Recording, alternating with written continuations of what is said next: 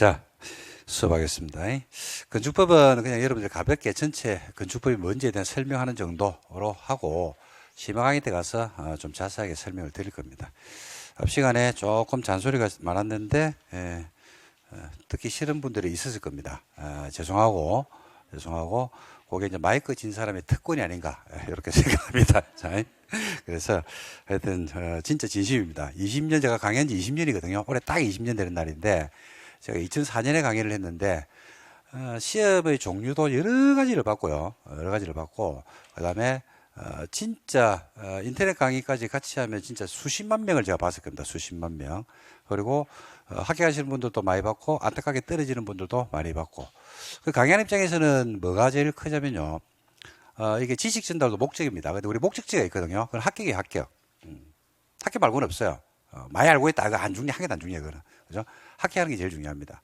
근데, 제가 이래 봤을 때 합격할 100%는 없습니다. 근데 어떻게 공부하면 합격할 확률이 높은 건 알거든요. 그걸 말씀드리는 겁니다. 1차, 2차로 나눠져 있고, 그 다음에 과목의 성격들이, 그죠? 난이도나 이런 것들이 이미 어느 정도 정해져 있다 보니까, 여러분들이 처음 하시는 분들 입장에서는 아마 공부를 할 때 좀 막연할 수도 있습니다. 거기에 대한 방향 설정을 한 거고, 우리가 부동산 경기가 안 좋다고 해서 공부를 지금 안 하고 막 하는 경우들이 많거든요. 근데 경기는 지금까지 여러분들이 아마 여기 앉아 계신 분들이 2000년생이든 아니면 1990년대생이든 2010년생이든, 그죠?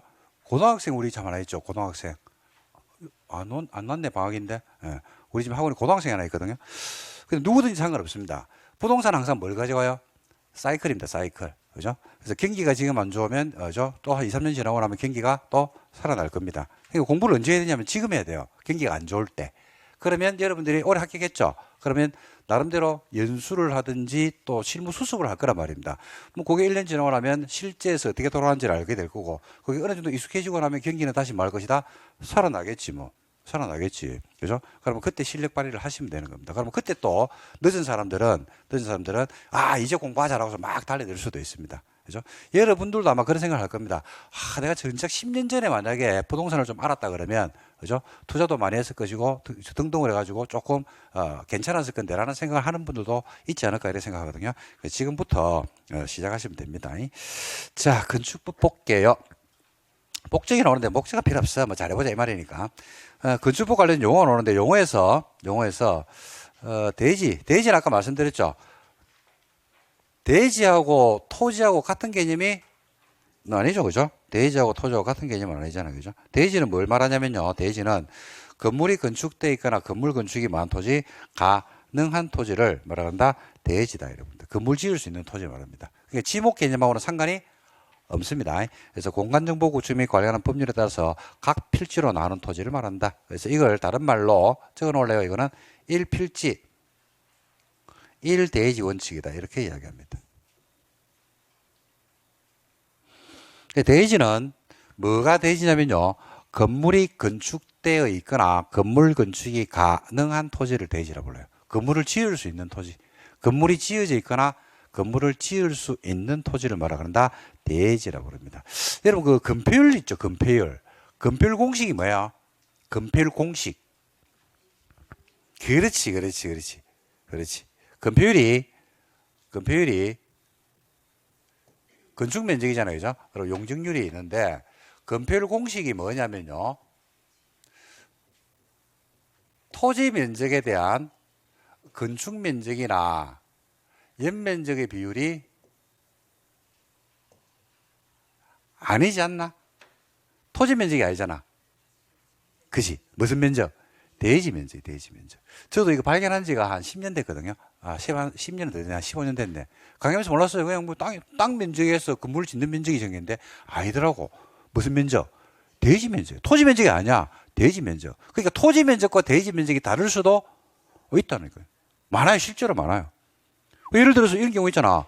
갑이라는 사람이 이만큼의 토지를 가지고 있다니까요. 그러니까 글자 하나하나를 따지고 물고 들어가자는 건 아닌데, 이 글자가 굉장히 의미를 가진다는 이야기입니다. 자, 이만큼의 토지를 가지고 있어요. 근데 이 토지 중에서 이만큼이 도로 부지로 편입됐다니까요. 그 토지가 만약에 5,000제곱미터라. 그죠? 근데 요 도로에 편입된 게 2,000제곱미터가 편입돼 버렸어요. 그죠? 그러면 이 남은 게 얼마야? 3,000이죠? 토지 면적은 얼마인데? 5,000이란 말입니다. 그죠? 그러면 이게 지목이 되다라고 한다 그러면 대지 면적은 얼마가 돼요? 3,000이에요. 토지는 5,000인데 대지 면적은 3,000이라니까.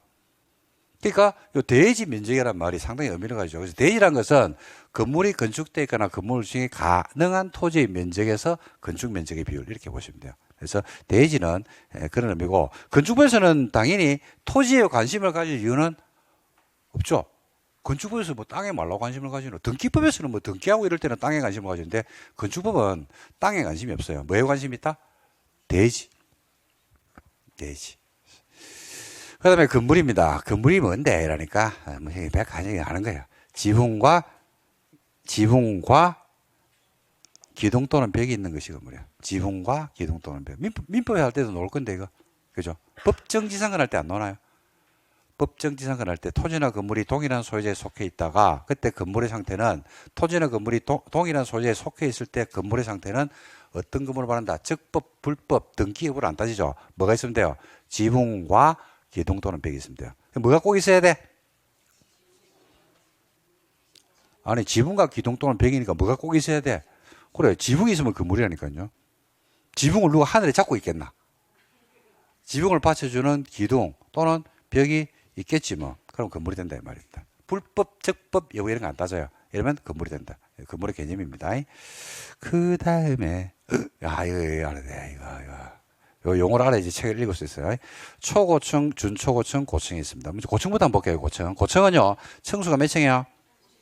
이상, 이거나 월. 높이가 얼마? 120m 이상. 이러면 고층이에요. 건축법에서는요, 층수 곱하기 4를 하면 됩니다. 층수 곱하기 4. 주택법에서는 층수 곱하기 3을 합니다. 그럼 높이가 나와요. 건축법은 4를 해야 됩니다, 여러분. 그래서 층수가 몇 층 이상? 30층 이상, 이거나 높이가 얼마? 120m 이상이 되죠. 그럼 그걸 무슨 건물이라고 부른다? 고층 건물이라고 그래요. 그리고 초고층이라고 있어요, 여러분. 초고층. 초고층은 층수가 몇 층 이상? 높이는 곱하기 4, 200. 끝. 이게 답니다. 고층, 30층. 초고층, 50층. 준초고층이라고 중간에 있죠. 준초고층은요, 뭐 중에서? 고층 중에서 뭐가 아닌 거? 초고층이 아닌 걸 말하죠. 그러니까 몇 층 이상? 30층 이상 중에서, 그죠? 50층 이상을 빼라는 얘기죠. 몇 층까지? 49층까지가 뭐야 돼요? 준초고층이 됩니다. 아셔야 돼요. 초고층, 준초고층, 고층 개념을 아셔야 됩니다. 개념 용어니까. 주택 건축법의 첫 번째 용어니까.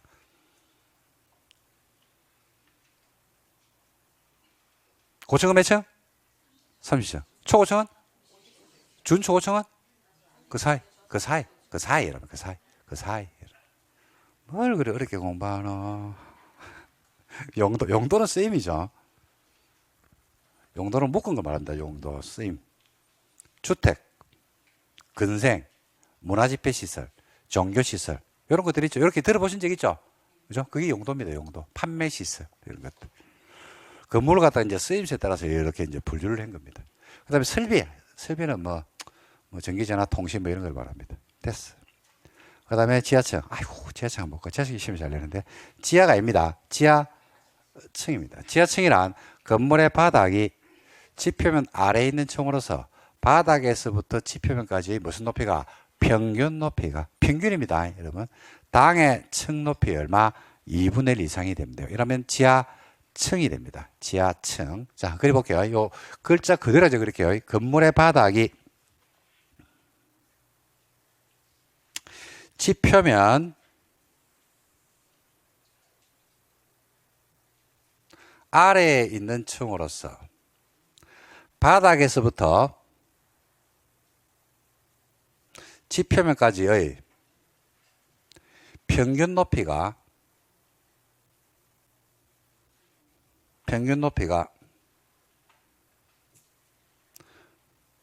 당의 층 높이의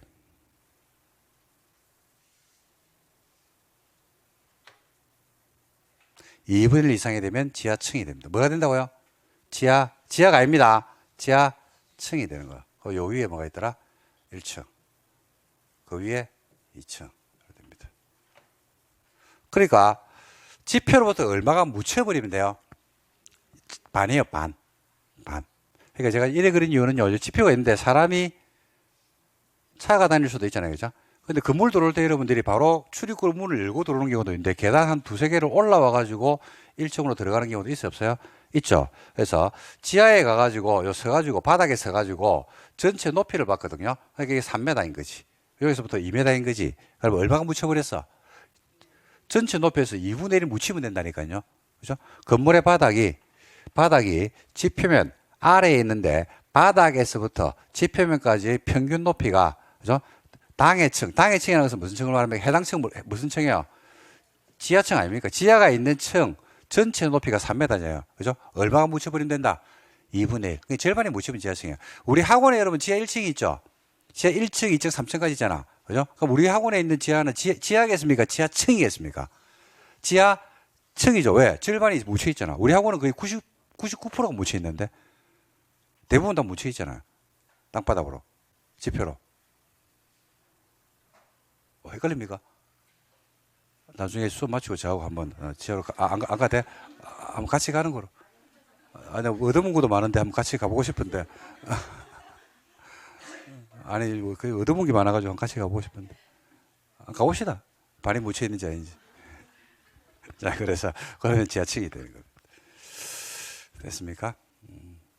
수업할 때 보면, 교수님마다 특징이 있을 건데, 저는 좀 어떤 특징이 좀 있냐면, 지금까지 20년 수업했다고 했는데, 20년 동안 수업에 들어가면, 조금, 성격이 좋은 분, 그리고 합격할 만한 분을 한 명을 타겟을 잡습니다.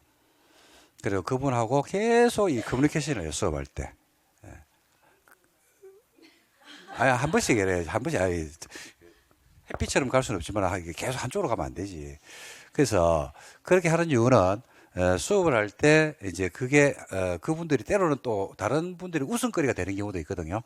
그게. 근데, 그래서 그런 게 아니고 수업 분위기를 한 번씩 반전시켜야 되고, 우리가 또 계속 수업만 할 수는 없잖아.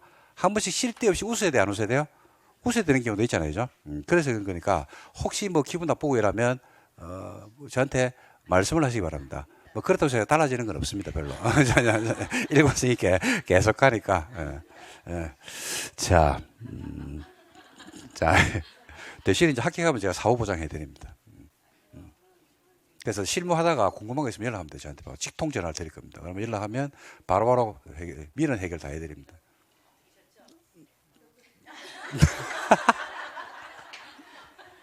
자, 아니 이거 증거가 남아 인터넷 찍어 증거가 남아 있다니까. 한번 노시가 저 화면 한번 보시는 거 어떨까요? 옛날에 뭐 혹시 뭐 친구를 찾고 싶다든지 그러면 찾을 수 있는데 아닙니까? 자, 그래서 지하층 이게 지하층이 왜 이제 어떤 개념이냐면요, 지하층이 됐죠, 그죠? 되면 지하층은요, 그러니까 바닥에 이분을 묻혀야 돼. 지하가 아니야. 지하층이 돼야 돼. 지하층이 되면 건물 층수 계산할 때 포함할까요, 제할까요? 예? 제입니다. 지하 2층, 지상 10층이라고 해서 12층짜리 건물이 아니고 지하층은 건물의 층수에 포함이 안 돼요. 두 번째는 연면적 포함할 때 포함을 할까요, 안 할까요? 포함을 합니다. 바닥 면적에는 포함이 돼요. 단 조심할 거는 용적률 계산할 때는 연면적에 포함이 된다, 안 된다? 안 되죠. 이게 시험 문제입니다. 세 가지 가지고 시험이 됩니다. 지하층의 개념을 가지고 그러네요. 이렇게 세 가지. 적으시면 돼요. 적어드릴까? 층수 계산할 때 포함한다, 안 한다? 안 한다. 연면적에는 포함이 된다, 안 된다? 된다. 연면적 포함됩니다. 조심하셔야 돼요. 단 용적률 연면적에는 포함이 된다, 안 된다? 안 된다. 이렇게 해서 지하층을 잡아두시면 돼요. 이거는 시험에 냅니다. 작년에 나왔어요. 작년에 계산 문제가 한번 나왔어. 잘 내. 항상 계산 문제 나오면 지하를 항상 넣어가지고 함정을 팝니다. 그 다음에 거실입니다. 거실은요, 여러분들, 하는 실이거든요.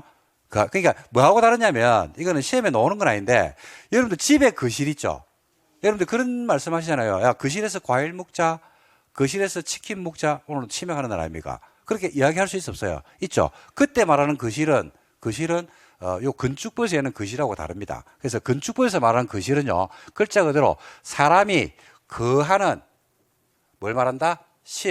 거하는 공간이에요. 그래서 거주, 집무, 작업, 집회, 오락, 유사 목적을 위해서 쓰는 일체의 방, 모든 방들이 거실이에요. 우리 학원 강의실도 뭐예요? 거실이고, 여러분 댁에 가면 안방도 거실이고, 그죠? 그 다음에 부엌도 뭐예요? 거실이란 말입니다. 그래서 우리가 흔히 얘기하는 그 거실보다 더 넓은 개념이다. 건축법에서 얘기하는 거실의 개념은 그보다 좀 넓다. 이렇게 보시면 되겠습니다. 그 다음에 주요구조부가 나왔네요. 주요구조부도 시험에 한 번씩 나오거든요. 이것도 주요구조부의 종류를 물어보는데, 이거 어렵게 생각하지 마시고, 주요구조부는요, 없으면 건물이 무너지는 게 주요구조부예요. 없으면 무너지는 거. 자, 우리 학원 건물 한번 무너뜨려 보겠습니다. 자, 우리 학원 건물 한번 무너뜨려 볼게요. 뭐가 없으면 학원 건물이 무너질까요? 그렇죠. 기둥이 없으면 무너지겠지. 주기둥. 사이기둥은 괜찮겠죠. 그죠? 또 뭐? 내력벽. 기둥 역할을 하는 게 내력벽이잖아요. 그거 없으면 무너지겠지. 또. 바닥. 이거 지금 디디고 있잖아. 이거 없으면 어떻게 될까요? 밑으로 떨어지잖아. 또. 지붕이죠. 또, 천장을 받쳐주는 게 뭐예요? 천장을 받치는 게 보. 이런 게 없으면 건물이 만다? 무너집니다. 그리고 없으면 건물이 무너지는 건 아닌데 무너진 거하고 똑같은 효과가 발생하는 거예요. 그게 주계단이에요. 주계단. 주계단이 없으면 얘는 어떻게 돼요? 주계단이 없어. 그럼 어떻게 돼요? 뛰내려야지 뭐. 아니 주계단이 없으면 뛰내려야 될 거 아니야. 그러니까 무너진 거하고 똑같잖아. 그래서 이걸 뭐라 그런다? 주요구조를 보고 시험에 몇 번 나옵니다. 다음 중 주요구조부가 아닌 것은, 아니면 박스 딱 지나놓고 주요구조부를 찾아라 이렇게 내기도 하는데, 너무 간단한 문제인데 출제를 합니다. 그래서 노조, 내력벽, 기둥, 바닥, 보, 지붕틀, 주계단을 말한다. 다만 사이기둥이나 최하층 바닥, 맨 밑에 있는 바닥은 알겠죠. 무너지지 않으니까. 그 다음에 작은 보나 차양, 옥외계단 이런 것들은 아니다. 그죠? 참고하시면 됩니다. 주요구조부. 그 다음에 건축의 개념이죠. 건축은 뭘 말하냐면 신축, 정축, 개축, 재축 이전하는 거 말합니다. 신정, 개재, 이전. 자, 이거는 공법에서, 건축법에서 쓰는 게 아니고 공법 안에서 워낙 중요한 개념이거든요. 그래서 이거는 제가 설명을 좀 드려야 되겠습니다. 신정, 개재, 이전입니다. 몇 페이지를 보시면 되냐면요.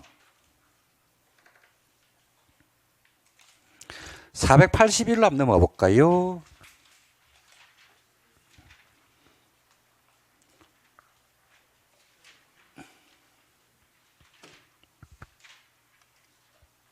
(481)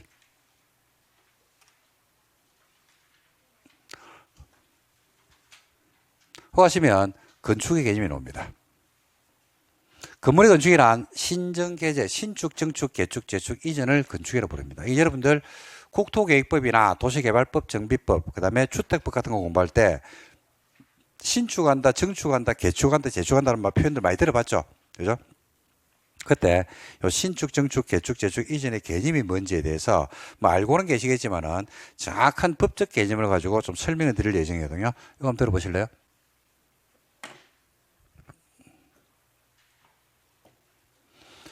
자, 건축은요, 뭐를 건축이라고 부르냐면, 자, 신축.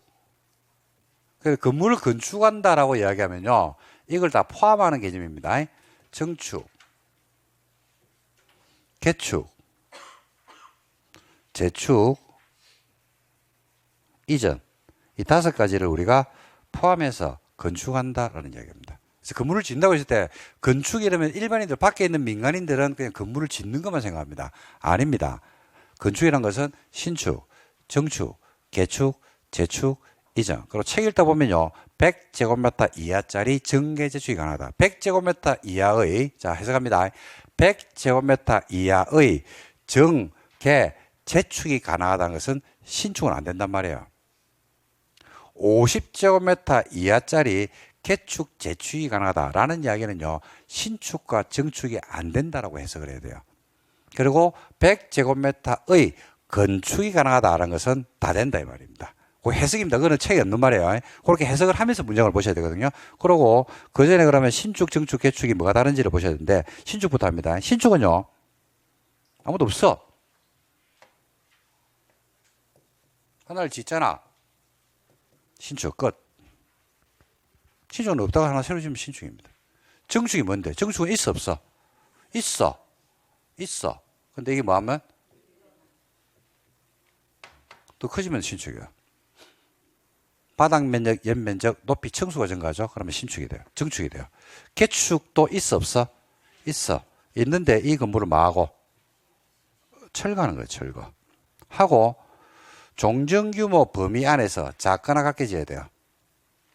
그러면 개축이 돼요. 작거나 같게. 포인트는요. 종전규모를 벗어나면 안 된다는 게 포인트예요. 그러니까 50평짜리 기존에 30평이 있었잖아요. 그죠? 이걸 뭐하고? 철거하고 30평으로 짓죠. 그럼 뭐야? 30평 짓면 뭐야? 개축이라니까요. 그런데 30평을 짓는 게 아니고 철거해버리고 50평을 짓는 거지. 그러면 개축이 안 해요. 이거는. 더 크게 지으면. 그래서 개축에서 포인트는 뭐냐면요. 개축에서 포인트는 종전규모를 벗어나면 돼, 안 돼? 안 돼. 종전규모를 벗어나. 그게 포인트입니다. 개축. 그 다음에 재축이 뭔데? 라고 하니까 재축도 건물이 있어, 없어? 있어. 이게 뭐 되고? 멸실이 됐어요. 멸실. 되고 나서 똑같아. 종전규모 범위 안에서 작거나 같게 지어야 돼요. 그러면 재축이 됩니다. 멸실이 뭐야? 멸실? 없어지는 게 멸실이야? 근데 없어졌어. 그 멸실됐나? 멸실이 뭐야? 그 사라지는 원인이 뭐야? 그렇지, 그렇지. 그걸 이야기하지. 자연재해로 없어지면. 산사태가 났어. 홍수가 났어. 산불이 났어. 그러니까 없어지면 그게 뭐야? 멸실. 없어지는 게 멸실이고 자연재해로 없어지는 게 멸실이죠. 그러니까 철거와 멸실의 차이는요. 없어진다는 건 똑같잖아요. 그죠? 철거는 소유자의 자유의지로 없애는 거. 요거는 자연재해로 없어지는 거. 근데 둘 다 규모가 종전규모 범위 안에서. 개축과 재축은 개축은 뭐 하는 거? 철거. 재축은 뭐 하는 거? 멸실. 이렇게 표현합니다. 이전은 나왔다 이제 드디어 건물의 주요 구조부입니다. 주요 구조부 좀 전에 했잖아요.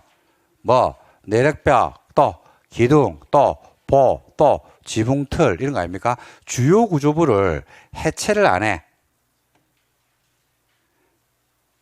해체하지 않고 동일되지 않아서 동일되지 1번지입니다.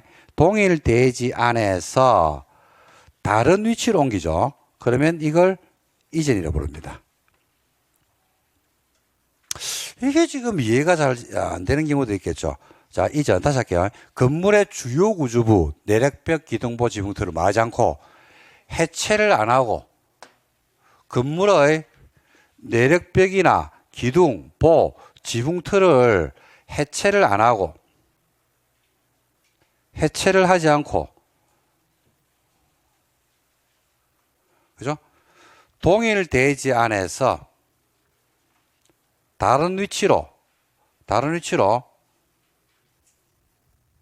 해체 안 하고 이렇게 옮기는 걸 말한다. 이전입니다. 다른 대지로 가죠. 여기 1번지가 있거든요. 1번지인데 2번지로 가잖아요. 그죠? 2번지로 가면 돼, 안 돼? 안 돼. 어디로 가야 돼? 동일되지 않아서 다른 위치로. 근데 내력벽이나 기둥이나 보나 지붕틀인 주요 구조부를 해체를 안 하고 동일되지 않아서 다른 위치로 옮길 수가 있나? 있겠지, 뭐. 있으니까 뭐 있겠죠. 그죠? 그러니까 뭐를 생각하면 되냐면, 우리 학원과 같은 철근, 철골, 콘크리트 건물을 생각하면 이전에 있을 수가 없습니다. 안 되죠. 이게 뭘 생각해야 되냐면, 이동식 건물이나 처음에 지어질 때 이동식 건물이나 목조 건물, 뭐 이런 것들은 가능하다. 근데 일반적으로 우리가 이제 보고 우리가 실제 거주하고 우리가 실제 출입을 하고 있는 철근, 철골, 콘크리트 건물은 이전이라는 개념이 성립될 수가 없습니다. 근데 우리가 이제 여러분들 저는 한번 본 적이 있는데 조립식으로 건물을 짓는데 건물이 바닥에 붕 떠 있더라고요. 한 12 정도 떠 있더라고. 그런 건물 보신 적 없나요 혹시? 저는 본 적이 있거든요. 그런 거는 이전하기 쉽겠죠. 밀어비면 되니까. 바닥으로 떠 있더라고 이렇게. 그래서 그런 경우를 예상해서 만든 개념이 아닌가 이렇게 생각합니다. 포인트는요. 주요 구조부를 해체하면 돼, 안 돼? 안 돼. 다른 대지로 가면 돼, 안 돼? 안 돼. 어디 안에서? 그렇죠. 동일 대지에서 옮겨야 돼요. 끝. 다 해버렸는데. 이게 신정개제 이전의 개념입니다. 다시 한번 할게요. 신축. 없다가 새로 들어서는 거. 증축. 더 커지는 거. 개축. 철거하고 종전규모 범위안에서. 재축. 멸실하고 종전규모 범위안에서. 그런데 시험은 이걸 내는 게 아니고요. 이걸 내요. 이것도 잘 내거든요. 이 나올 때 하면 됐는데. 철거가 밀실이 됐어요. 기존에 건물이 있는데 철거 밀실이 되는데 종전 규모보다 커지는 경우가 있어요, 없어요? 밀실이 되고 이번에 작년 여름에 산사태가 나가지고 집이 밀실이 돼버렸어. 30평짜리가. 근데 그분이 이번에 더 크게 지었어요. 50평으로. 밀실이 되고 나서. 그럴 수 있어요, 없어요? 있죠. 있죠. 그럼 뭐예요, 이거? 더 크게 집. 지금 이걸 냅니다. 더 크게 집 뭐예요? 신축? 증축? 자, 해볼게요.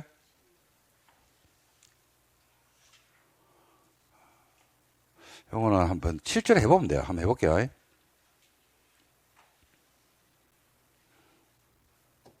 한번 봐봐. 기존에 건물이 30평짜리가 있었거든.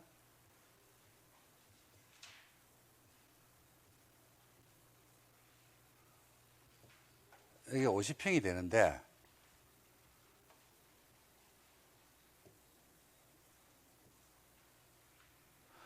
철거하거나 멸실이 되는데요. 철거하거나 멸실이 되는데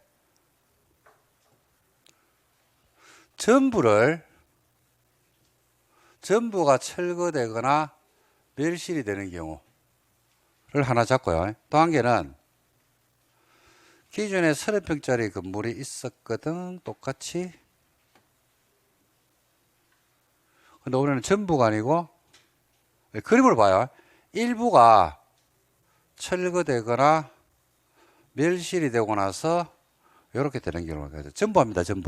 전부가 철거되거나 멸실되래요. 전부 철거했어. 이렇게 됐어. 뭐 같아요? 그렇죠? 이거는 신축이에요.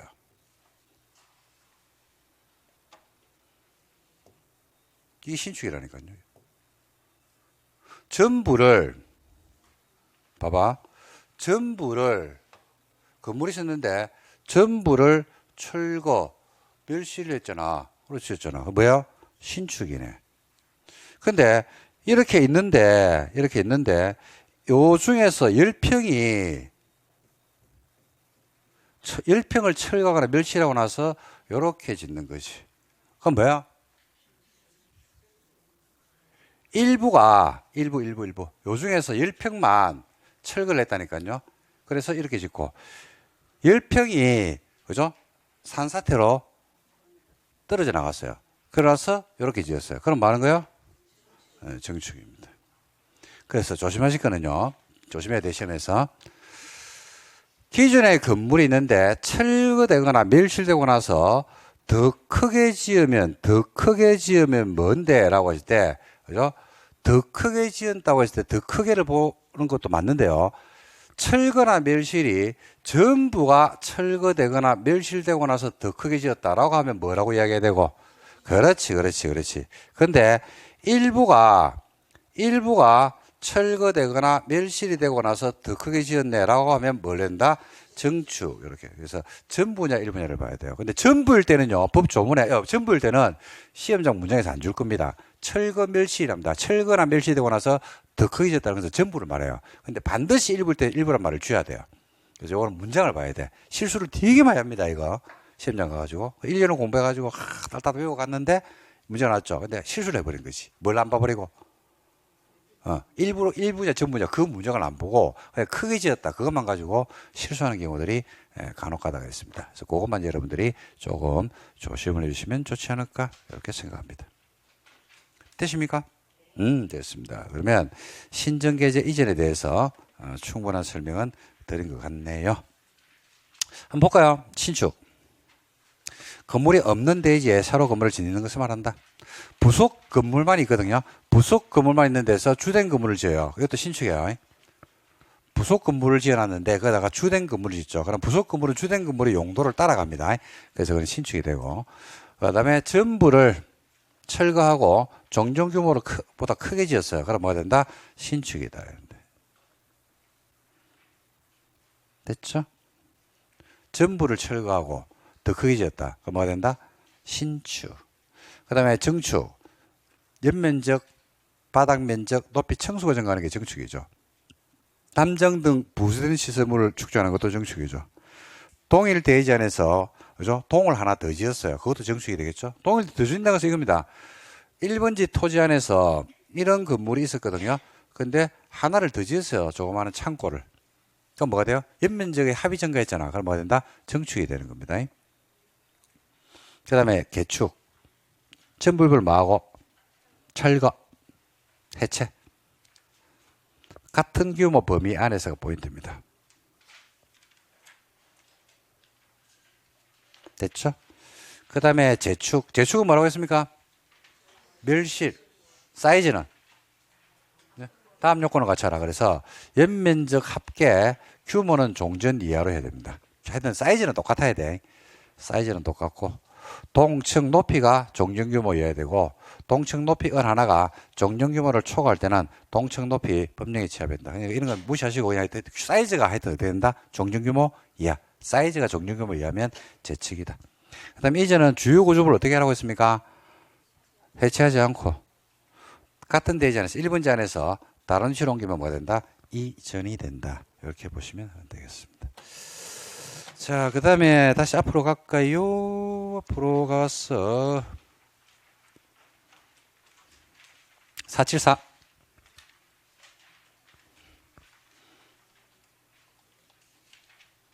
건축부 아마 처음 용어 듣는 분들이 있을 겁니다. 그런 분들은 요 용어 정의에서 정확하게 알아두시면 좋겠죠. 대수선입니다. 대수선. 대수선이 뭔데? 그러니까 큰 수선이겠죠. 자, 대수선은 건물의 기둥, 보, 내력벽, 주계단 등의 구조나 외병들을 수선 변경 증설 하는 것으로서 대통령령에서 대수선이 먼저 나옵니다.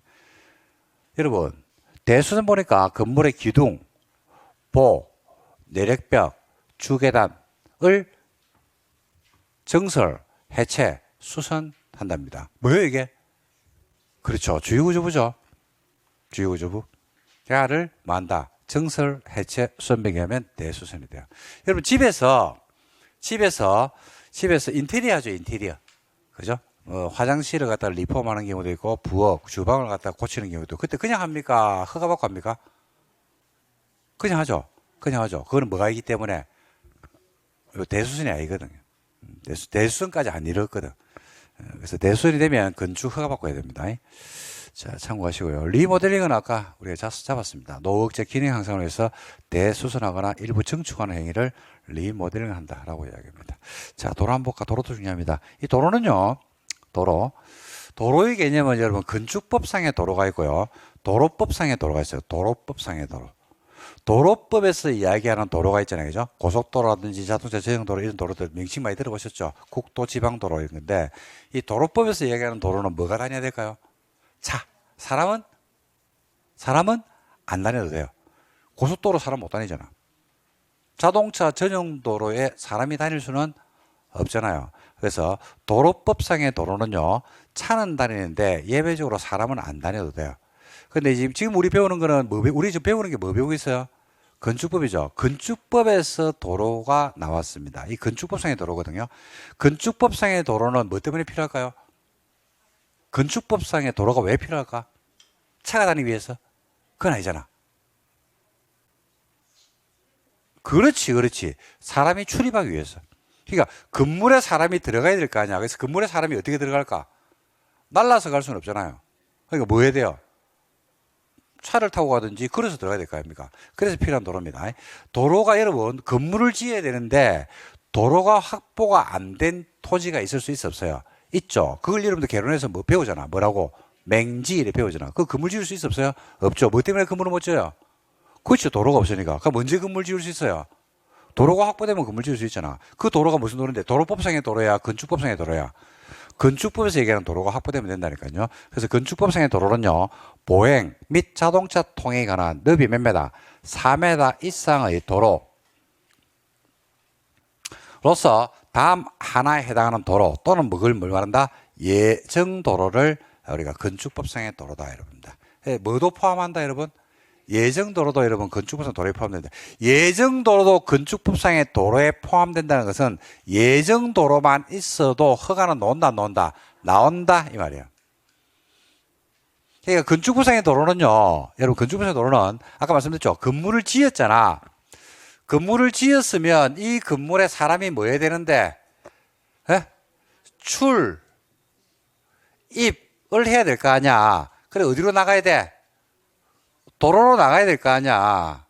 그러니까 이 건물에는 필연적으로 건물 건축의 요건으로서 도로가 있어야 된다 말입니다. 이 건축법상의 도로예요. 그래서 건축법상의 도로가 되려고 그러면 보행 및 자동차 통행이 가능한데 최소 너비가 몇 메다?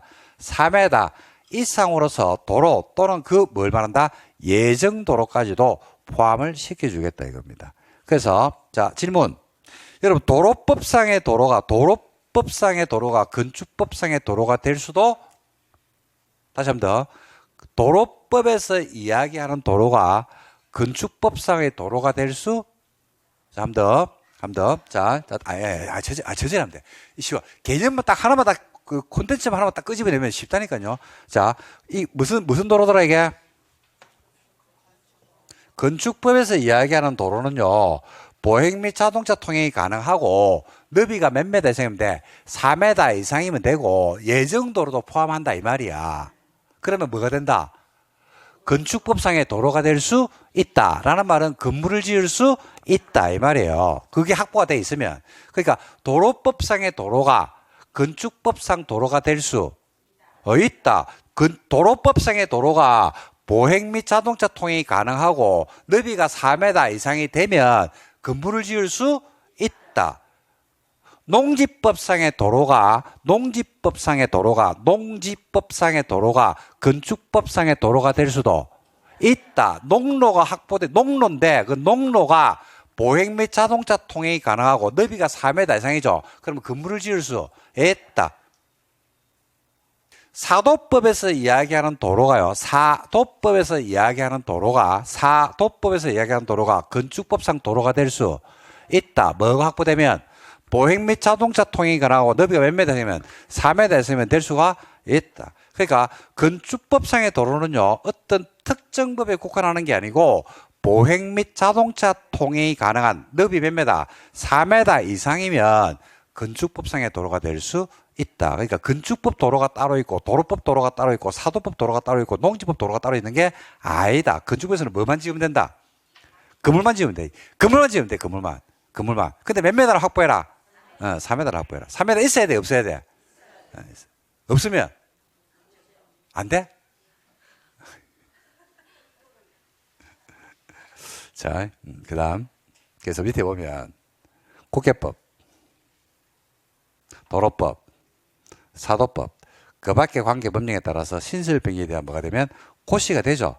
그 도로면 건축법상 도로가 될 수 있다. 특정법에 국한하는 게 아니라니까요.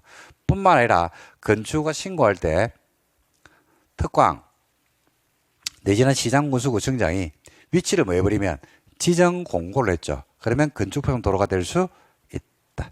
건축법상 도로가 된다는 것은 건물을 지을 수 있다. 뭐 내주겠다? 허가내주겠다 이 말입니다. 이렇게 되는. 이게 건축법상의 도로입니다. 이 건축 도로는 상당히 중요한 개념입니다. 이게 도로를 알면요, 이거는 이제 사담인데 도로를 알면요 떼돈을 벌 수가 있어요. 도로를 알면 떼돈을 벌 수 있다고. 떼돈 적어라. 떼돈. 여러분 공부하는 게 우리 결국 경제활동 하려고 하는 거 아닙니까? 그죠? 이 도로를 알면요, 우리가 여러분들 아시다시피 옛날이나 이게 1000년 전입니다. 2000년 전이나 2000년 전이나 지금이나 그죠? 어디 중심으로 개발 내지는 사람이 모여야 됩니까? 도로죠. 도로. 옛날에는 말이 달려서 가잖아. 지금은 차가 다니는데. 그죠? 그걸 말이 씌어갈 수 있는 곳이 뭐야? 그게 주막이잖아. 여관? 옛날에 여관이 없다. 호텔? 그렇잖아. 서부시대도 마찬가지 아닙니까?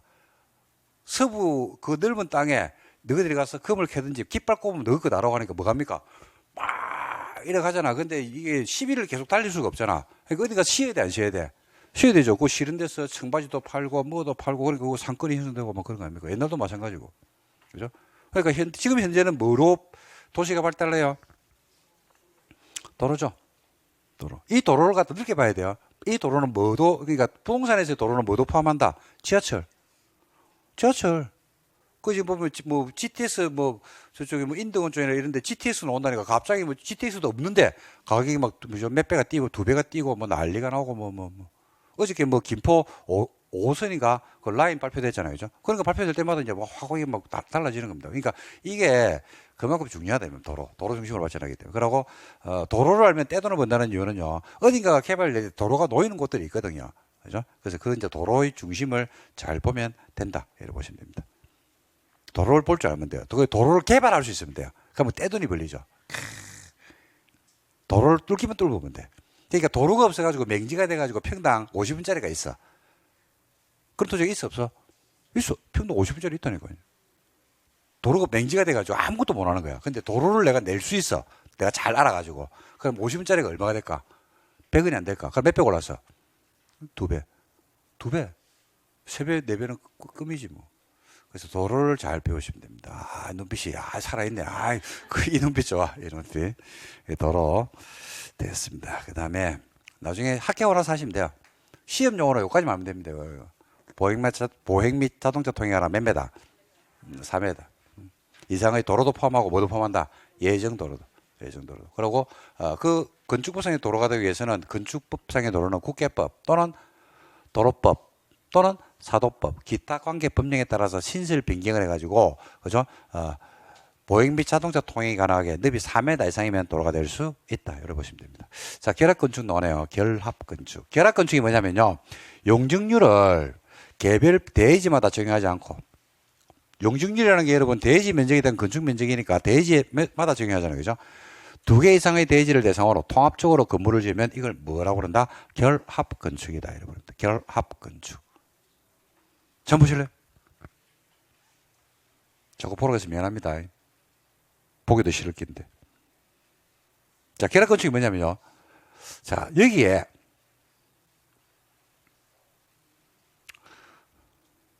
8차선 대로가 있어요.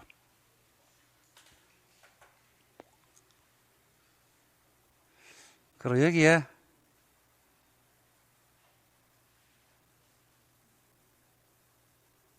3m 도로가 확보되어 있어요. 상업지역입니다. 용도지역은 상업지역. 여기에 1번지 대지가 있거든요. 5,000제곱미터. 그 안에 2번지가 있어요. 3,000제곱미터. 자, 뭐 여러 가지 위에 뭐 또 대지가 있고 3번지 뭐 이렇게 될 수 있겠죠, 그죠? 자, 봐요. 1번지에서 이제 건물을 지었다. 근데 여기 건폐율이 만약에 70%, 용적률이 1000%를 줬어요. 용률이 1000%, 연면적을 대지 면적의 몇 배? 10배까지 지을 수 있다는 이야기가 알겠습니까? 그죠? 대지 면적 10배. 10배니까 5만 제곱미터를 지을 수 있으니까 엄청난 양을 지을 수 있겠죠. 그래서 지으니까 70에 쳐니까 한 10몇 층을 지었어, 10몇 층. 이것도 몇 층을 지을 수 있어? 2번지도 10몇 층이죠. 근데 2번지 10몇 층을 지을 수 있을까, 없을까? 아니, 이런 토지를 본 적이, 이런 토지 많습니다. 여기는 지금 보니까 용적률이 1000이잖아. 그러니까 5천이니까 5만 제곱미터를 연면적으로 써가지고 10몇 층을 짓는다니까요. 멋지게 해가지고. 어이?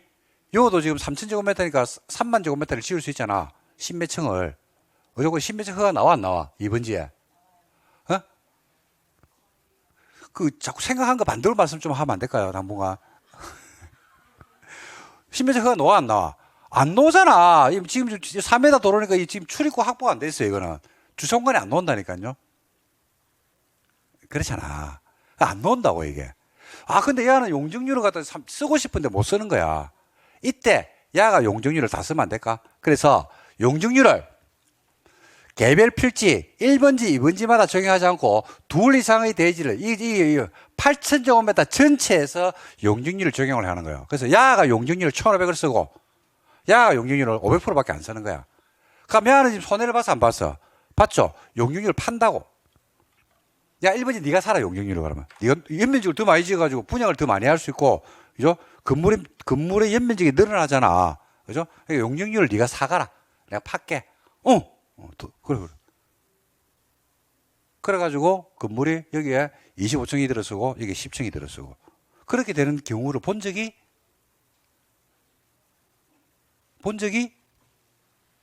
없나요? 서울의 종로나 이런 데 가면 많아요. 그런 건물들이. 그래서 이제 구도심가를 개발을 하다 보면 대로를 뚫긴 뚫었는데 그 뒤에 막 건물들이 엉켜 있거든요. 근데 상업지예요. 원래는 그 상업지가 아니었는데 우연히 뭐 개발하고 막 시간이 지나다 보니까 주거지가 상업지로 바뀌고 전체가 다 상업지로 다 바뀌어버린 거지. 그죠? 근데 그 뒷골목에 있는 건 개발이 안 되잖아. 용적률을 다 써 못 써. 못 쓰잖아. 뭐 용적률 쓰고 싶어도 못 쓴다니까요. 그때 용적률을 팔아라 이 말이야. 그래서 결합해서 지을 수 있게끔 허용을 해주겠다. 이게 결합 건축이에요. 만약 결합 건축이란 이런 제도가 없어. 없어. 이게 이런 제도가 없어. 얼마 전에 만들어졌거든요. 없어. 그럼 야는 1000%밖에 못 써요. 야도 1000%밖에 못 쓰는데 야는 못 써. 쓰고 싶어도 못 써. 그러니까 비효율적이죠. 그러니까 야가 남은 용적률을 팔면 야가 대로에 15층밖에 못 주는데 25층짜리 가지고 건물을 멋지게 지었다니까. 그러면 더 좋지 않나? 그겁니다. 그 용적률을 사고 팔고 싶게 해서 결합 건축은 용적률을 개별 필지마다 정하지 않고 그죠? 한꺼번에 정하는 겁니다. 그래서 만드는 게 결합 건축이에요. 그 말이구나. 설계자는 설계하는 사람입니다. 제조업자는 제조하는 사람입니다. 유통업자는 유통하는 사람이고 설계도서는 도서입니다. 감리자는 감리하는 사람이고 유지관리는 잘하면 됩니다. 기술자 알아서 하면 되고요. 실내건축도 알아서 하면 돼요. 특별건축구역. 특별건축구역은요, 건물을 지을 때, 건물을 좀 폼나게 짓는 것을 특별건축구역이라고 부릅니다. 보시면, 특별건축구역이라는 것은 어떤 특별건축구역으로 지정이 되겠죠. 조화롭고 창의적인 건물 건축을 통해서 경관청, 이렇게. 그래서 여러분, 어떤 지역에 가보면, 건물의 모양이 좀 특이하다, 이런 동네를 본 적이 없나요? 건물마다 모양이 좀 특이하고 막 그런 거 본 적 없습니까? 그건 뭐란 얘기입니까? 이 위례 신도시에 가면요. 제가 알기로 특별 건축구역이 있거든요. 그 아파트 모양이 좀 특이해요. 아파트 외양이 좀 특이해. 왜 그러냐 하니까 그가 뭐기 때문에 특별 건축구역 안에서 아파트를 지어서 좀 그렇다. 이렇게 보시면 됩니다. 특별 건축구역 참고하시면 돼요. 특별 건축구역. 그러니까 특별 건축구역이란 말이 나오면 건물을 짓는데 어떻게 짓는다? 좀 폼나게 짓는 곳이 특별 건축구역이구나. 이렇게 생각하면 됩니다. 그 다음에 내수재료, 내화재료. 이 내자가 여러분 무슨 내자냐면요. 이 내자가 견딜 내자입니다. 견딜 내자. 내수, 물에 잘 견딘다. 내화, 불에 잘 견딘다.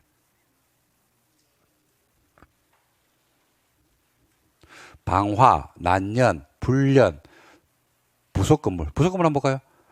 부속건물은요, 같은 대지 안에서 주 건물과 분리가 돼야 돼요. 분리가 된 부속 용도. 분리에다 동그라미 치시면 됩니다. 부속 건물은 주된 건물과 뭐 돼야 돼요? 분리돼야 돼요. 용도가 뭐 해야 된다? 부속이죠. 주된 건물이 주택이면 부속 건물도 주택. 주된 건물이 건생이면 부속 건물도 건생. 뭐가 부속되기 때문에 용도가 부속됩니다. 용도. 위치는 분리돼야 돼요. 위치는. 그 다음 부속 용도는 뭐 따라오는 용도고요. 부속 구조물 되고 발코니. 발코니가 뭐야? 발코니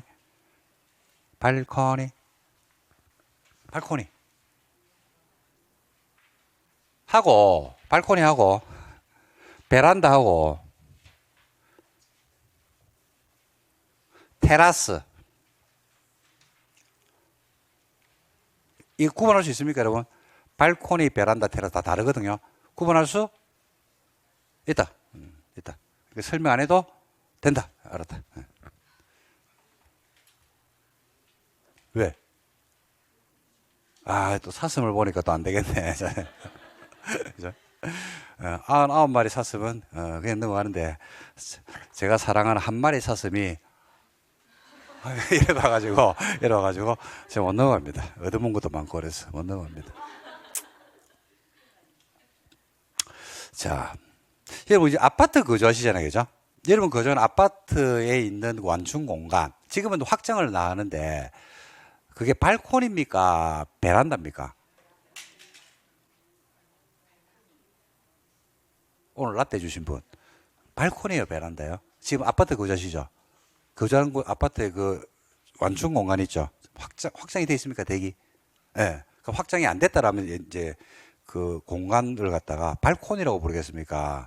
아마 이제 오늘 이후에는 평생을 기억할 수 있어요. 베란다고 부르겠습니까? 제가 오늘 라떼를 얻어먹어가지고 특별히.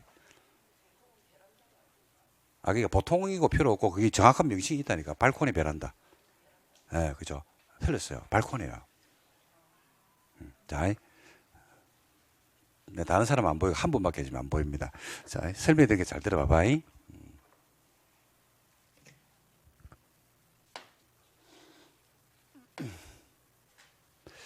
발코니와 베란다가 어떻게 다른지를 설명을 드릴 테니까 한번 들어보세요. 아파트가 있거든요. 1층. 전용 공간이 있고요. 그 다음에 여기에 완충 공간이 있죠.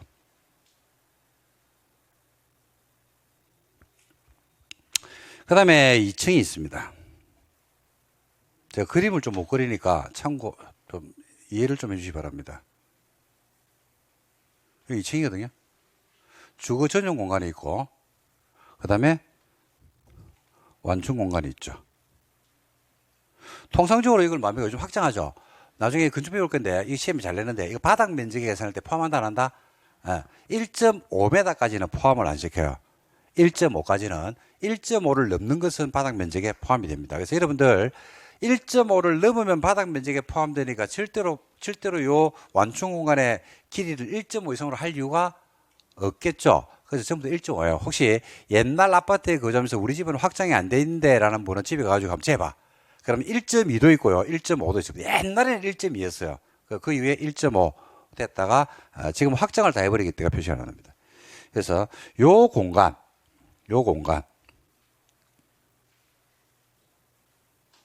또 3층을 한번 그려볼게요. 여기 3층이 나오겠지.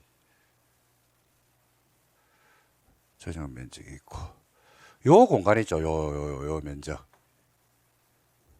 요 면적을 뭐라고 그런다?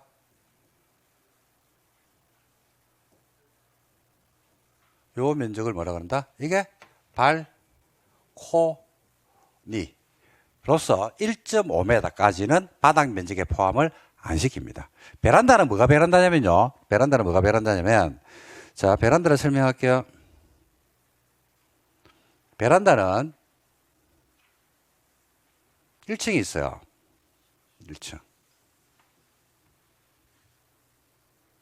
전용 면적. 전용 공간. 2층이 있어요. 전용 공간. 1층과 2층 사이에 요 바닥 면적의 차이가 발생하죠. 여기 뭐냐면 베란다. 그러니까 발코니는 1층과 2층 사이에 공간 차이가 있어 없어? 없어요. 완충 공간을 준 거고 베란다는요. 1층 바닥 면적이 예를 들어서 만약에 100이잖아. 그죠? 100이잖아. 근데 야는 바닥 면적이 얼마? 80이 돼가지고 공간 차이가 얼마가 발생해요? 20이 발생하죠. 20제곱미터에 남는 공간을 뭐라 그런다? 베란다. 이래 불러요. 베란다. 근데 보통 여기에다가 이제 보통 뭐를 치냐면, 사실을 갖다 설치하죠. 그리고 뭘 닫아? 뚜껑을 닫아버리죠. 이렇게 이제 설치를 해가지고, 여기다 문을 만들어서 쓰는 경우들도 있을 수 있다. 그래서 베란다하고 발코니 차이는 뭐냐면요. 발코니는 아래층과 위층 사이에 전용 면적 사이가 발생한다 안 한다? 안 하고 일괄적으로 주는 완충 공간이고 베란다는요. 1층과 2층의 바닥 면적 차이에서 바닥 면적의 똑바로 하나? 바닥 면적의 차이에서 발생하는 공간을 뭐라 한다? 베란다 이래 불러요. 됐습니까? 그 다음에 테라스는 뭐 잘 아시죠? 테라스는 1층이 있더라. 그러면 요 공간이 테라스. 이것도 바닥 면적에 포함 안 됩니다. 높이를 얼마까지 올릴 수 있냐면 바닥에서 얼마까지? 1m까지 1m까지 위로 올릴 수 있어요. 이걸 말한다. 테라스 이를 불러요. 여기 테라스. 여기에서 이제 뭐 하고 싶다. 그래서 앉아가지고, 그죠? 차 마시면 좋죠. 차 마시면 좋다고 지금 이야기했는데, 어떤 분은, 와, 고기 구우면 좋겠다라는 분도 있을 거고, 이제 뭐 취향에 따라서 차도 마시고, 고기도 구워 드시고, 뭐 다 할 수 있습니다. 이렇게 해서 발코니, 베란다, 테라스, 이렇게 구분을 해 두시면 좋겠습니다. 그러니까 요 창이 무슨 창이에요? 앞에 있는 창이? 이건 발코니 창. 발코니 샤시. 이게 정확한 말입니다. 베란다가 아니고. 자, 됐습니까? 예. 네. 그래서 발코니, 내 예부를 연결하는 완충공으로서 전만 휴식 목적으로 외벽에 부가적으로 설치하는 공간을 말한다. 주택에 설치는 발코니에서 국토교통부 양간이 정하는 기준에 적합한 발코니의 필요에 따라서 거실, 침실, 창고 용도로 쓸 수도 있다. 확정해 쓴다는 얘기죠. 다중이용 건물. 여기까지 하고 마칩시다. 다중이용 건물입니다. 시험에 냅니다, 이거. 이거 몇 번 나왔어요, 이거는. 바닥 면적이 5천 이상짜리, 그죠? 요런 건물을 다중이용 건물이라고 부릅니다. 그럼 몇 층 이상? 16층 이상이 적을래요? 모든 건물입니다. 바닥 면적이 5천 이상이면요, 6가지. 그리고 16층 이상이면 모든 건물. 16층 이상에서 많이 헷갈려 하더라고요. 16층 이상짜리 종교시설 판매시설이 아니고 16층 이상이면 모든 건물이 다중이용이야. 모든 건물이. 자, 볼게요. 외우셔야 돼요, 이거는요. 바닥 면적 5천 이상짜리, 그죠? 문종판. 바닥 면적 5천 이상짜리 뭐라고요? 문종판. 무슨 판이라고요? 문종판. 뭐라고요? 문종판. 문은 문화집회시설, 종은 종교시설, 판은 판매시설. 근데 문화집회시설에서 뭐는 뺀다? 동식물은 뺍니다. 그런 다중용으로 안 봐요. 되죠? 바닥 면적 얼마? 5천 이상짜리 뭐라고요? 문종판. 그리고 나머지 세 개는 뭐뭐 중에서 이러면 돼요. 뭐뭐 중에서. 뭐뭐 중에서. 5천 이상짜리 뭐라고요? 뭐뭐 중에서. 운수 중에서 여객. 숙박 중에서 관광. 의료 중에서 종합병원. 이렇게 해서. 그냥 이렇게 하면 돼. 문종판하고 뭐뭐 중에서 이러면 돼. 그리고 시험장 가면 객관식이라서 다 맞춰. 이 잡듯이 안 잡아도 돼. 시험 무조건 맞추게 돼 있어. 뭐뭐 중에서 하고 문종판이라고 하면 돼. 바닥 면적 얼마? 5천 이상. 그럼 몇 층 이상? 그리고 문화집회에서는 뭘 빼라? 그죠? 동식물은 빼라. 끝. 바닥 면적 5천 이상이 뭐라고요? 문종판. 그리고 뭐요? 뭐뭐 중에서. 에이, 뭐뭐 중에서 하면 돼. 그리고 거기 주관식이 아니라서 객관식이라서 다 맞춘다니까, 시험장 가면. 뭐뭐 중에서 이러면 돼요. 그러니까 좀 이따 보면 사람이 많이 모이는 곳이잖아. 운수 중에서 뭐요? 여객, 터미널, 철도역, 의료 중에서 종합병원 가면 사람 많잖아. 그 다음에 숙박 중에서 저 호텔, 뭐뭐 중에서. 다시. 다중이용 건물은 바닥 면적 5천원짜리 3개 뭐라고요? 문, 종, 판. 나머지 3개는 뭐뭐 중에서. 그럼 몇 층 이상? 됐다. 준다중은 몰라도 된다. 특수구조도 한번 볼게요. 마지막입니다. 특수구조는요. 한쪽 끝은 고정되고 다른 끝은 지지되지 아니한 구조로 되는 본화 차양이 외벽 중심선에서 3m 이상이 돌출이 되면 이걸 특수구조 건물이다. 이렇게 부릅니다. 몇 m 돌출요? 3m. 한쪽 끝은 지지되고 다른 끝은 지지되지 아니한 구조로 된 본화 차양이 외벽 중심선에서 튀어나와야 돼요. 몇 m? 3m. 그러면 그걸 특수구조 건물이다. 나중에 뒤에 가서 좀 써볼 일이 있습니다. 이거. 요거만 알아두시면 돼요. 중요한 거 되게 많이 했네. 자, 다중형 건물은 뭐라고요? 바닥 면적 5층 이상짜리? 문종판. 플러스 3개 뭐 중에서 몇 층 이상? 16층 이상. 발코니, 베란다, 테라스 기억나시죠? 구분할 수 있겠죠, 이제? 되었습니다. 그 다음에, 부속 건물은 위치는 분리돼야 돼. 위치가 부속돼야 돼. 위치는 분리돼야 돼요. 그리고 용도가 뭐야 된다? 부속 건물이면 돼요. 부속 용도면 돼요. 그 다음에 특별 건축구역은 건물 지을 때 어떻게 지어야 돼? 이쁘게 지어야 되겠지? 그리고 결합 건축이 나올 겁니다. 결합 건축. 결합 건축은 뭘 결합했다는 이야기인데? 용적률을 결합했다는 용적률 결합, 그죠? 용적률 결합. 그 다음에 도로는 건축법상의 도로입니다. 뭘 지을 수 있어야 돼? 건물을 지어가지고 사람이 출입할 수 있어야 되겠죠? 그래서 보행 및 자동차 통행하는 몇 m? 3회다. 대수선은 주요 구조부를 증설해 재수선 변경하면 되고 건축은 신정계제 이전을 말하고 그다음에 주요 구조부를 아까 잡았습니다. 그 실은 그 아는 실이고 지하층은 건물의 바닥에 지표면 아래 있는데 바닥에서부터 지표면까지 평균 높이가 당연층 높이 얼마? 2분의 1 이상. 이 되면 지하층이 되고 지하층이 되면 건물 층수 계산할 때 포함 연면적에는 포함되고 용적률 연면적에는 뭐 한다? 제외하죠. 그러고 자 고층이 몇 층 이상? 30층. 초고층은 50층. 그리고 그 사이에 있는 게 뭐야? 전초고층. 건물은 뭐가 있으면 돼요? 뭐가 있으면 건물이 돼? 뚜껑. 아, 뚜껑이 있으면 된다. 뚜껑. 뚜껑이 있으면 된다. 뚜껑을 받쳐주는 게 뭐 있어야지. 그죠? 그리고 대지는 뭘 짓는 토지? 그렇지. 지목은 모르겠다. 지목은 모르겠다. 끝. 됐어. 자, 건축법의 구체적인 내용들을 갖다 정리해야 되는데, 기본 강의는 이 정도로 하겠습니다. 이 정도로 하고 여러분들이 기본 강의를 하고 다음 순환으로 넘어갈 건데 건축법에서 오늘 배웠던 내용만 완전 숙지를 했다라고 한다 그러면 건축법 이해하는데 엄청나게 아마 도움이 되지 않을까 이렇게 생각합니다. 그래서 양을 늘리지 마시고 이 정도 하시면 되고 조금 시간적으로 미흡한 점이 없잖아 있긴 있었는데 이 정도 하고 시범 강의 때 그때는 시간이 충분하기 때문에 조금 더 자세히 하고 빠뜨린 것도 다 설명을 다 하고 그렇게 수업을 진행을 하도록 하겠습니다.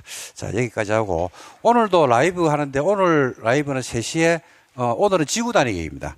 지구 다니기 하니까 또 참여하셔가지고 궁금한 점 질문 주시면 실시간으로 답변 드릴 테니까 많이 참여해 주시기 바랍니다. 자, 여러분 고생하셨고 다음 주에 뵙기로 수업 마치도록 하겠습니다. 수고하셨습니다.